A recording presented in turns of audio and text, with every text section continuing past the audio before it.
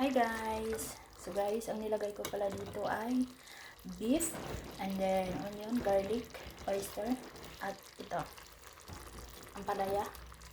Supposed to be yan lang talaga, ampalaya lang dapat. But, oh, yan lang talaga yung original dapat, di ba? Ampalaya lang. Wow, tumabingi na siya. Pero, daragdagan ko ng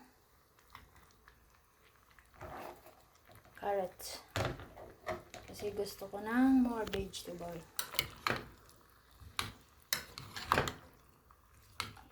And then, mayroon pang kusa.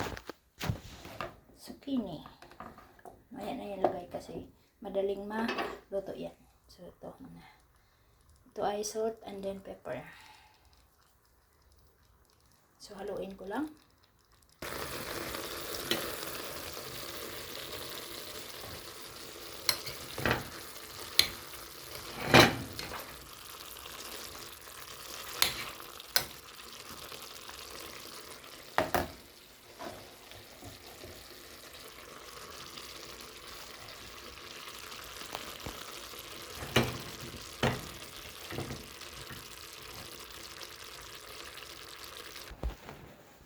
Luto na yan guys.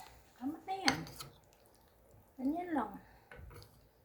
Kala mo hilaw pa yan. Pero luto na yan para sa akin. Sarap.